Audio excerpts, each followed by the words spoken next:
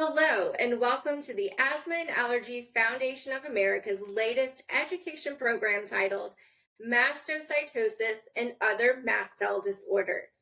This program is developed independently by AAFA and made possible by Blueprint Medicines. Again, my name is Stacy, and I am so happy to be here and happy to be your host for the program. We are also going to be joined by Dr. Matthew Greenhawt, and he will moderate the session today with Dr. Lawrence Schwartz. So let's go through our agenda really quickly. We're going to be discussing mast cells and mast cell diseases, mastocytosis and symptoms, and why they can be confusing to diagnose, along with what kinds of tests your provider might ask to accurately diagnose the condition. We will discuss available treatment options and how to work with your provider to develop a treatment plan. And finally, we will discuss support and resources that are available. Here are our disclosures. And now I'm going to hand over the program to Dr. Greenhawt and Dr. Schwartz.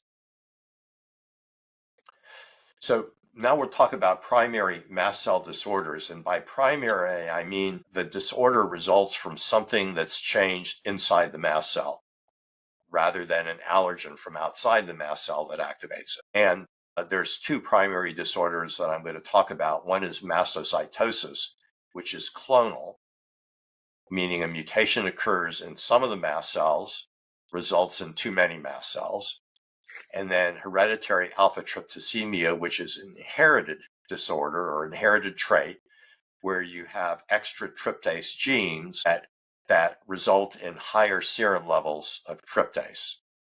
And in hereditary alpha-tryptosemia, that means all the DNA throughout the body is going to have that extra copy or extra copies of that tryptase gene, and that will be inherited, whereas the clonal disorder, mastocytosis, is not inherited. And then mast cell activation syndrome, where mast cells spontaneously activate and secrete mediators. I'll just mention it now that probably 50 to 75% of the cases of mast cell activation syndrome are associated with one of these two or both together primary mast cell disorders. But there's still some that we don't know the cause. I think it's a nice sort of overlap to see that Venn diagram and see that there's an intersection. And something like hereditary alpha-tryptosemia really is quite new. It's only in the last couple of years that we've recognized this. And I know you have some slides on it. The mastocytosis itself, the disorder where the bone marrow is producing too many of these abnormally functioning blood cells, I think in the hierarchy of things probably represents the most serious thing for us to recognize, because that can have different long-term sort of ramifications to that. But let's talk a little bit about mast cell activation and kind of get that out of the way. There may be a lot of people tuning in just specifically to hear about this. Sure. And this syndrome is associated with mast cells that can spontaneously activate in the body and result in anaphylaxis.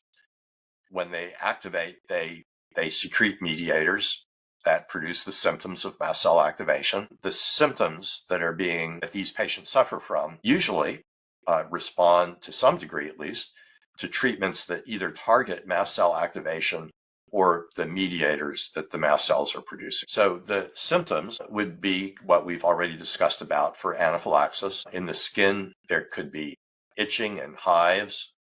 In the gut, nausea and vomiting and diarrhea and crampy abdominal pain may occur.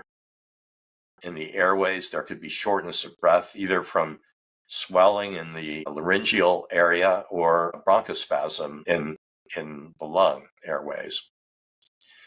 And then cardiovascular events could lead to a low blood pressure associated with dizziness, or if it gets even lower, of fainting. And if these are happening often enough, then these patients will often suffer from anxiety because they don't know when the next event is going to occur. It's spontaneous and unpredictable, and the fatigue associated with that disease burden. Right. So a consensus group got together to develop criteria for diagnosing mast cell activation syndrome. And there were really three components to that initial recommendation: symptoms, blood work, and tests, and therapeutic responses. And so the symptoms were really recurring episodes of anaphylaxis, clinically defined, without apparent cause. The blood work was elevated biomarkers of mast cell activation. Generally, the felt was the most precise of the biomarkers, not necessarily the most sensitive, was an elevated acute serum tryptase level compared to the baseline level in that patient. And then urinary metabolites of histamine, prostaglandin D2, and leukotriene C4, all markers of mast cell activation, but also produced by other cell types, can perhaps be more sensitive biomarkers, but a little bit less specific, I think, than tryptase. But in combination, those are the biomarkers that we try to look at. And then therapeutic response, if this is mast cell activation, then the patient should respond to treatments that target either mast cell activation and or the mediator production or the activities of mediators. In the back of my mind, because we know that primary mast cell disorders can be associated with these things, my suspicion is heightened.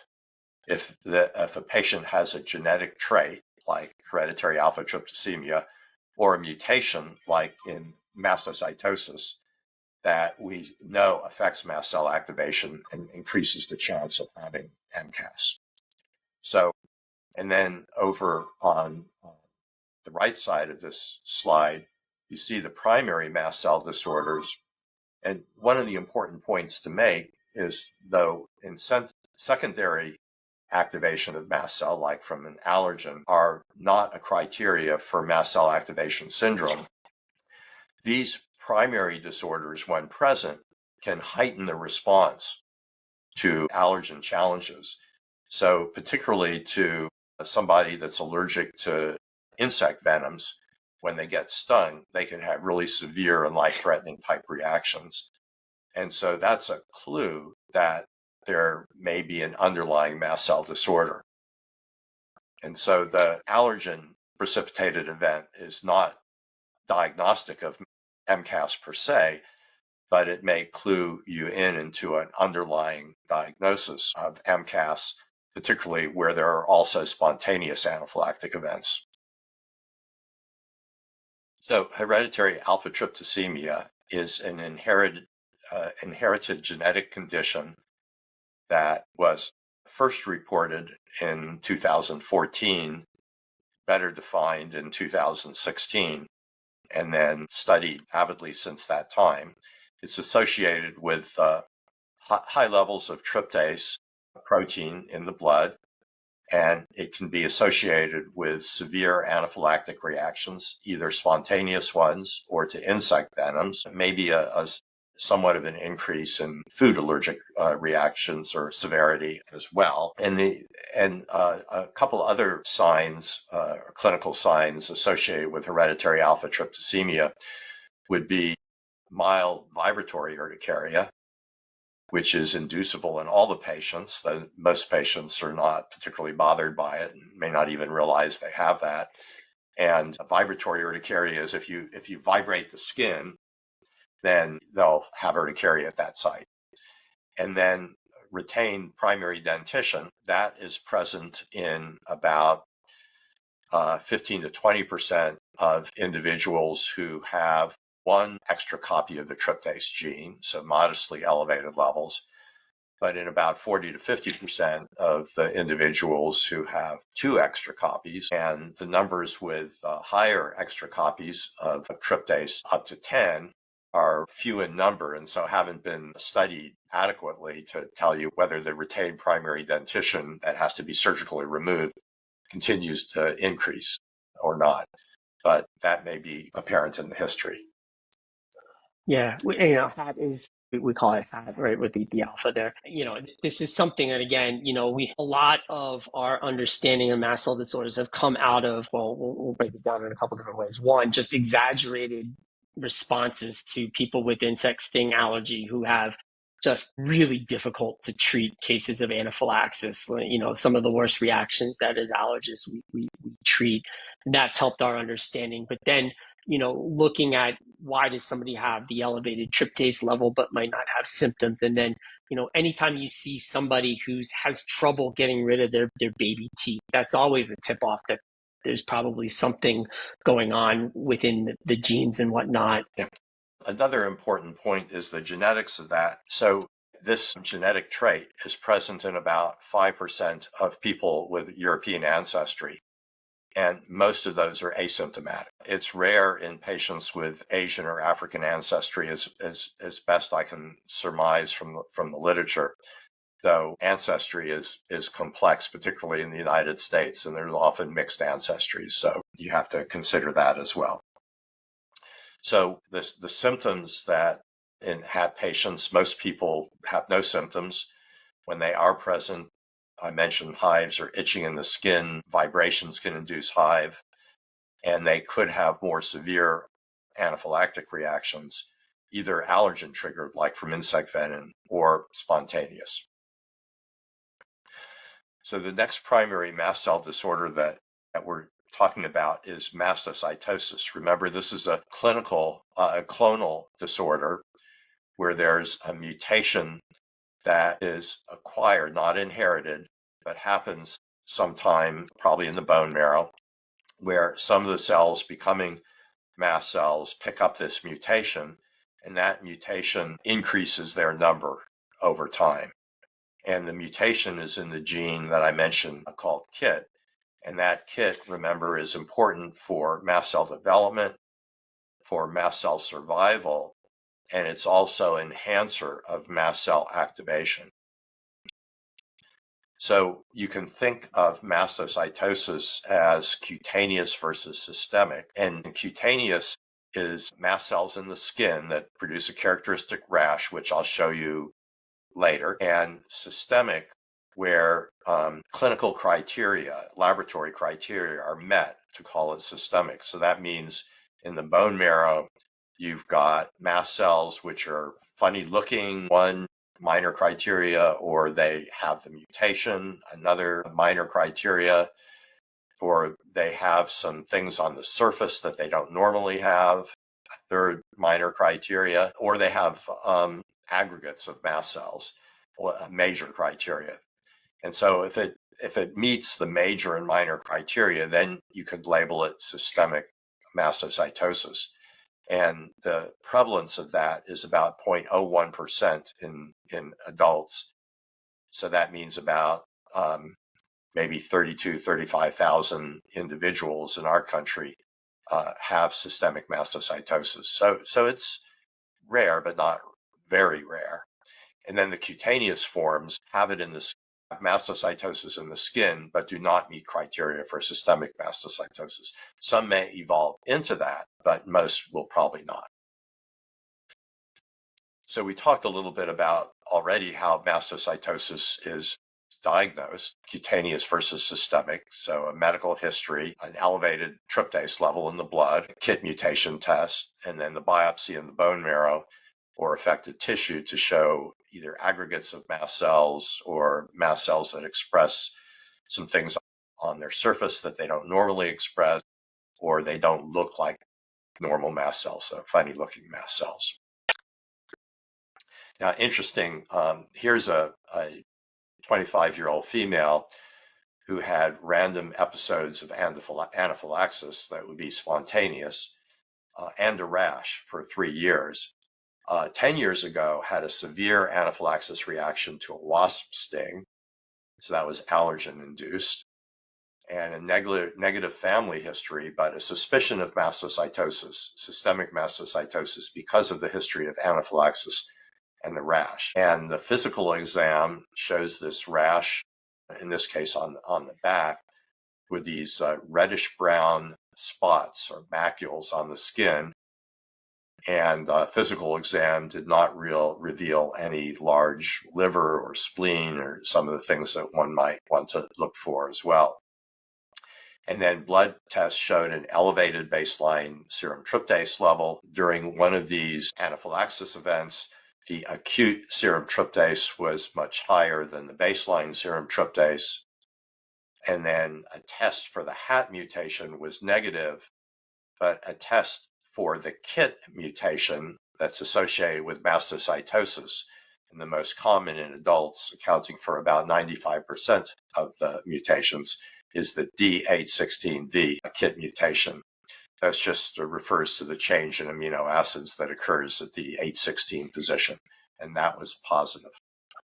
There are a couple of things here that jump out to us as a clinician, right? So anybody who's had just an exaggerated, like you can have anaphylaxis to venom, but the more severe these cases are, the more we've learned to really have our antenna up and looking for mast cell disorders here, because those two really tend to run together. Not that, you can have mast cell disorder without the venom allergy or a severe venom allergy, but that history alone, and then you develop this rash, which maybe looks sort of nondescript for those of you who are older who can remember what wild type chickenpox or even measles looks like or something like that, red rashes, but these have a very typical characteristic. They're red. If you rub them, they're going to hive up, which is a very particular thing. And we have a slide of that coming up.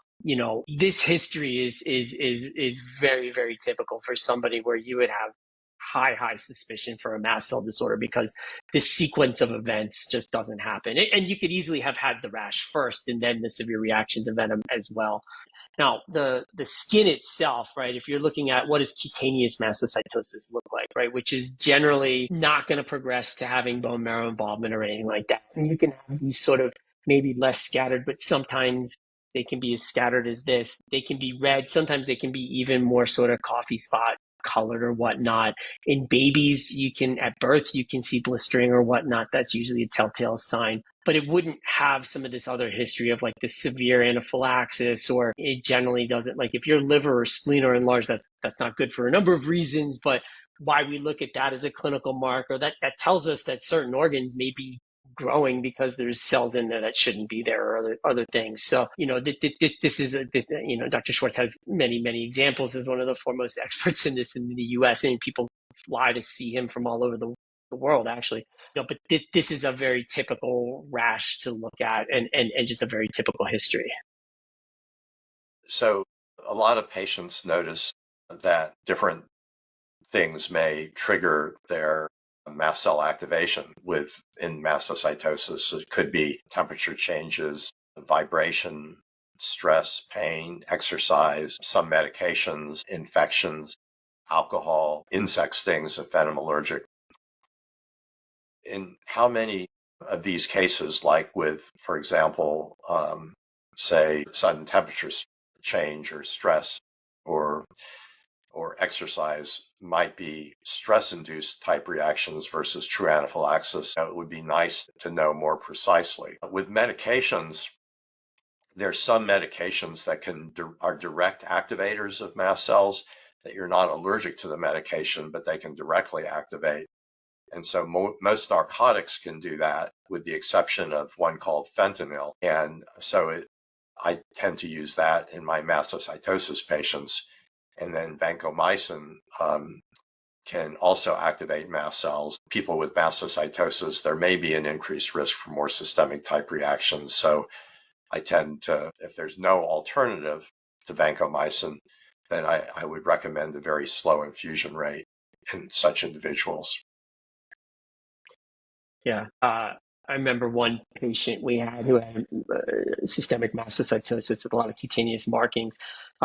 Remember, I used to practice up in Michigan. People for the summer would go up, and I don't know why they would do this, because it's not warm at any time of the year, but they would actually go swimming in Lake Superior. And if you dive in, somebody like that, we used to have to caution that patient, please do not dive into, Lake Superior, at least without somebody there who can sort of literally fish you out, because that could potentiate all your mast cells going off at the same time or whatnot. It's something to consider. Some patients out there might have experienced, I get hives or itching with, if you went into the emergency room, you got codeine, you got Dilaudid or something like that. Just that alone is just going to irritate your mast cells. Vancomycin is for some very serious infections, and we see this all the time. So all of these things, alcohol in particular, non-steroidal, something like ibuprofen or whatnot, also these are things, aspirin, that can just directly sort of trigger it. So patients with mast cell disorders, one of the basic advice that we give to you before we let you out the door when we make this diagnosis is to be careful in these types of situations, not to make it worse. Some of them may or may not be avoidable. It's not to say, hey, you can't have a drink, hey, you can't get certain medications if needed,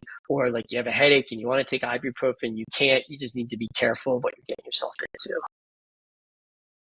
So the signs and symptoms in systemic mastocytosis are broad-ranging, and there's a long list of them here. Brain fog is something very common. One thing that patients are not always cognizant of, but if you talk to their friends or relatives, irritability is a big issue and interferes with interpersonal relationships. There are a number of GI symptoms. Histamine overproduction by having too many mast cells in the GI tract can increase acid production and cause peptic ulcers. Activation of mast cells in the lower GI tract may cause crampy abdominal pain and diarrhea. Frequent target, but so are many disorders in the GI tract. So cardiovascular would include hypotensive episodes, maybe chest pain.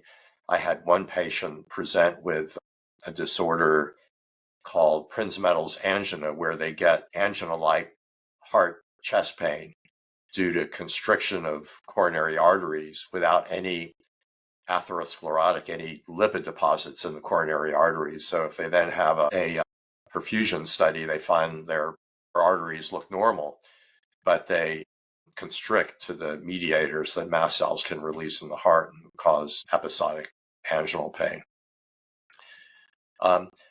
One thing that's very uncommon in the few hundred patients that I've seen with mastocytosis, I don't see pulmonary involvement.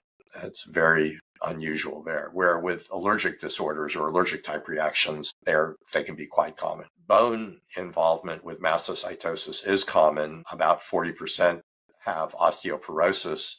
Significant number have spontaneous pathologic fractures. So that's something that we have to be, when caring for such patients, we have to be proactive about, look for it before it develops to the point of a fracture, and treat osteoporosis before that occurs. And then the skin, you've seen the rash that can occur, and you can imagine some of the itching that can occur with that.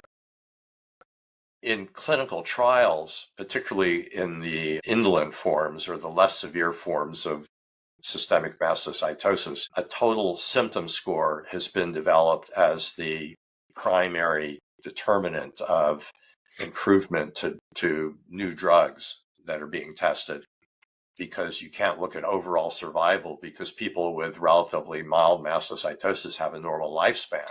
It may not be a happy lifespan because of all the signs and symptoms that they have, but and so having a total symptom score can help validate success, even though it lacks the precision of a measurable quantity of something, say, in the body.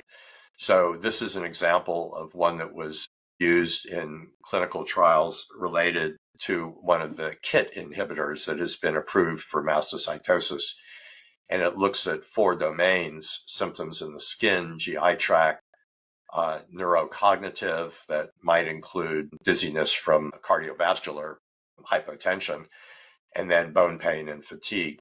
And for each of these 11 symptoms in the 4 domains, they can score on a daily basis from 0 to 10, 10 being the worst, 0 being no symptoms. And so you can see that the maximum symptom score on a day might be 110 if everything is as bad as possible. But in reality, probably the moderate score is at about 28, and severe would be above, somewhere in the 40s. And so to enter these clinical trials, you had to have at least moderate or severe disease.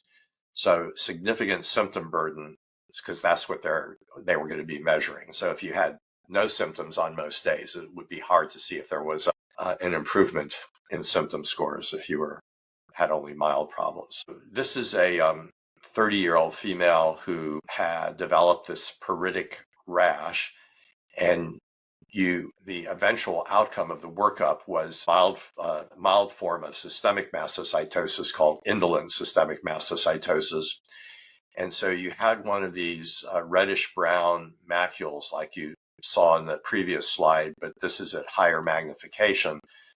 And if you scratch from the non-lesion through the lesion to the non-lesion part, then what you should see in this test of the called the Darrier sign is that the lesion develops a hive, so a swelling wheal in the center and then a flare around it that itches, but the non-lesional skin looks fine. It's not reactive, and that's a positive test, and it's pretty specific for a mastocytosis lesion. Now, some patients have dermographism, which when you scratch their skin, they'll form a hive along the scratch. And so if you did that in this patient and you saw the non-lesional areas also have hive, then you could not interpret the test. So it's only good in somebody without dermographism. Also, you have to be off antihistamines or you could get a false negative test because being on an antihistamine could block this test. But it's something that can be done in the office and can elucidate whether the rash that you're seeing is likely to be urticaria pigmentosa or with a positive Darrier sign, suggesting an underlying mastocytosis lesion, possibly systemic mastocytosis. Yeah, this is a real easy, even this is something a medical student with minimal practice can sort of provoke in a patient, and it's an important thing, and this may be why if you've gone to the doctor and you had a rash and we scratched at it, this is essentially why we're trying to make sure that this isn't something to consider. And these are some different forms of cutaneous mastocytosis. On the upper right is the monomorphic form that you've been seeing in the two patients that I've shown you.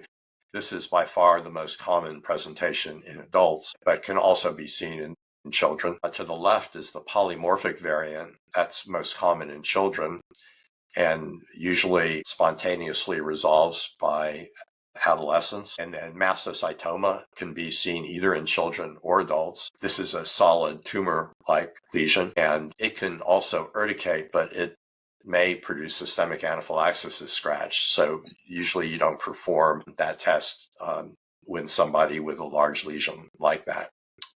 The mastocytomas in children, if there's only a couple of them, they usually disappear by adulthood. And if there are a larger number of lesions, more than 3 in children, or you have it in adults, then it can often be long lasting. And then the lower right, I've only seen this in children, is the diffuse form of cutaneous mastocytosis that can be associated with very high tryptase levels and an increased risk for severe anaphylaxis. And so they need to be monitored carefully.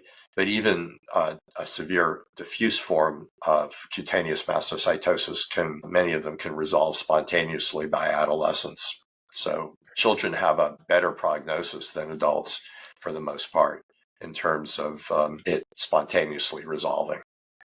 Yeah, and as a pediatric allergist caring for this population, you look for a change. Are you seeing more of these spots accumulate over time? Are you seeing other symptoms, like you had mentioned, heartburn or the bone pain or something like that? Some tip off, the liver, the spleen enlarging, something telling you that it's moving from just the skin to other places where it shouldn't be. But again, most of them do quite well. It's a little frightening to have the diagnosis or whatnot, but it's got a good prognosis.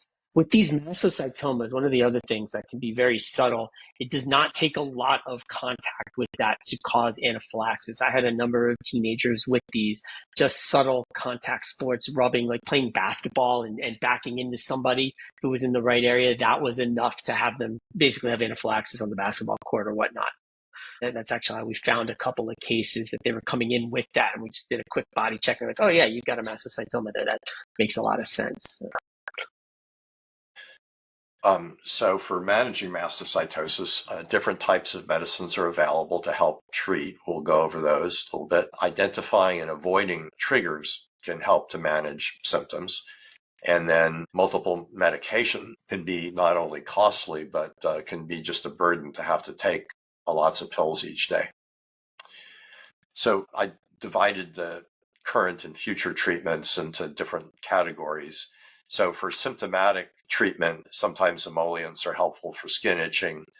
A variety of mast cell mediator inhibitors, such as antihistamines or the lipid mediators that I've mentioned, can be used. Cromolyn sodium can be taken as an oral liquid for GI symptoms and unpredictably helps some patients, but not others. But it can be worth trying in those individuals. Omalizumab, also called Xolair, people are mainly familiar because it's been approved for asthma and for urticaria. And it works by preventing IgE from binding to its receptor on mast cells.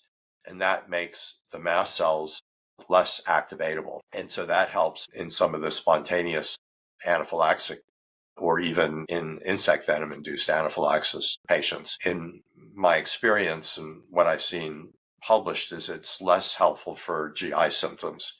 It can be helpful for some of the itching in the skin.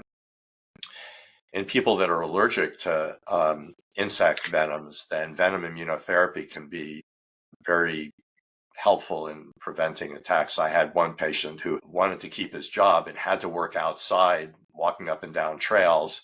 And so he was happy to be able to use a combination of omalizumab or Xolair along with venom immunotherapy so that even if he got stung, he no longer had reactions. Be proactive and look to see whether there is osteoporosis present and treat it if it's there.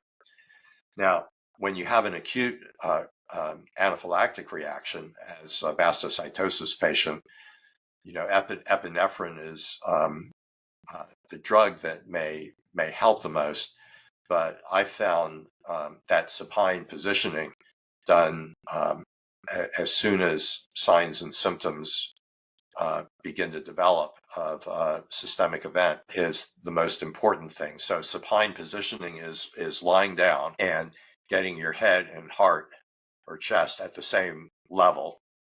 You could elevate your legs, but it's not absolutely necessary. And remember what happens when you have one of these reactions that causes you to be dizzy or pass out is the blood pressure falls. And you need a certain amount of pressure to be able to push blood through your body, say up to your heart or even higher up to your brain. So if you're sitting or standing, to be able to get blood back to the heart and up to the brain, you need a certain amount of pressure. And you can think of if a pail was full of water on wheels, it would take pressure to lift it up. Now, if you lie flat and decide to push that pail of water on a level playing field, it would take very little pressure to push that pail of water. Similarly, it would take very little pressure for the heart to be able to push blood back to the heart and back to the brain. And so a typical anaphylactic event in a mastocytosis patient would be peaking at 10 to 15 minutes and resolving by about an hour unless you get complications like falling down and hitting your head and passing out. And so I have always spent time teaching my patients the importance of supine positioning. Send someone else to get the epinephrine if you don't have it with you. More important to remain conscious and lie down. That's very important. Like shock in anaphylaxis happens, right? All the histamine, you go back to that slide with the granules, right? That histamine makes your blood vessels dilate. So you get runoff. It comes out of the central system. Think about your plumbing in your house, right? That main line, all of the pressure is lost. It goes out. And so you need this, the thing that he's talking about. It's described as something called empty heart syndrome. It's been associated with anaphylaxis fatality just from simple positioning to make sure that you got to keep your blood flowing. That's the only way that you're going to stay alive in that circumstance. So those are very basic anaphylaxis measures that we teach patients. So the next category is cytoreductive therapies. That's where you try to reduce the number of mast cells in the body. Those are really for advanced mastocytosis cases, and so I'm not going to talk about those treatments today, but they do exist. And then there are a variety of, remember I talked to you about KIT, and that's the driving mutation in the mastocytosis patients. And so there's some inhibitors that target KIT, and in some cases the mutated form of KIT that would be very selective for those cells. And so we do have those types of therapies on the market now that have been approved for both advanced and non-advanced, like indolent systemic mastocytosis. And I think the important thing to realize is these KIT inhibitors can be used at pretty low dose in the non-advanced forms of mastocytosis. And even if they're not dramatically reducing the mast cell burden, they're probably inhibiting the mast cell activation and may be beneficial for reducing symptoms. So those are something to consider.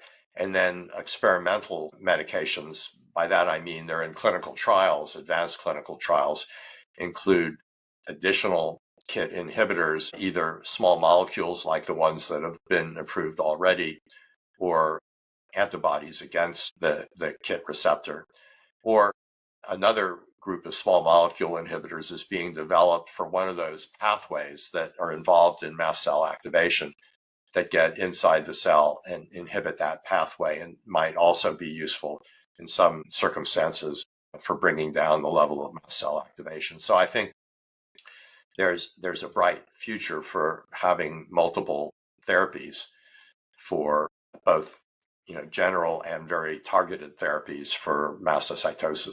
Dr. Schwartz, thank you so much for your time. I think the future for mast cell disorders is bright. Prevention and planning are key. There are new treatments in the pipeline. There are plenty of options, and I think one of the points that you emphasized was shared decision making, that you do have some options here. There's no one right answer in terms of things. So talk to whoever is caring for you to understand sort of what your options are, because you can go a couple of different ways there. Any last comments, Dr. Schwartz?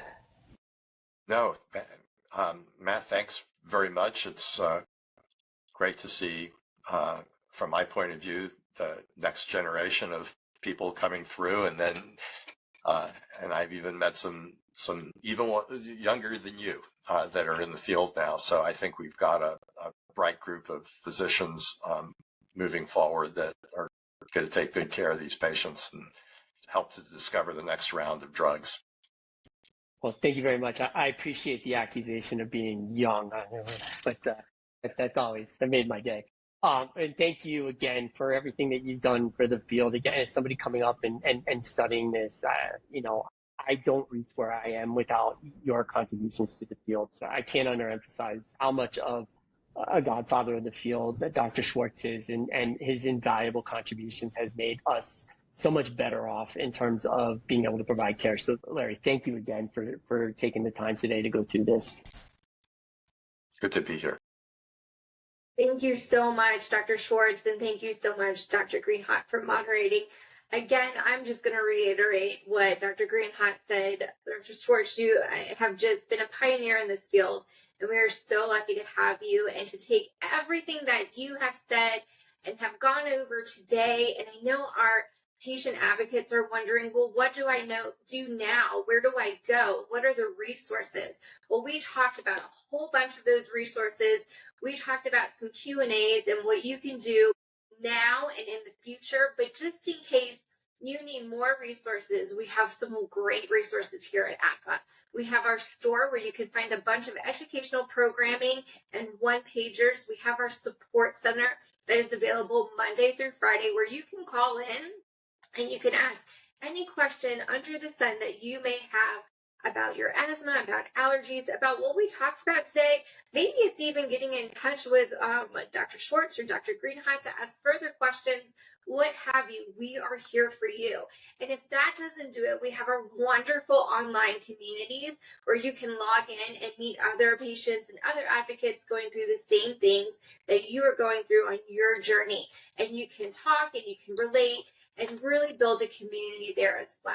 We also have our learning catalog and our Ask the Allergist. So these are really great resources. Write them down, go to our website, aafa.org, find them, and find your community. We are so happy that you are here today. We are so happy that both these wonderful providers are here today. So thank you all for joining us for this informative discussion. I would love to thank Blueprint Medicines for your support of this very educational program. All content was developed independently by AAFA. Thank you all so much, and we hope you have a wonderful day. Bye-bye.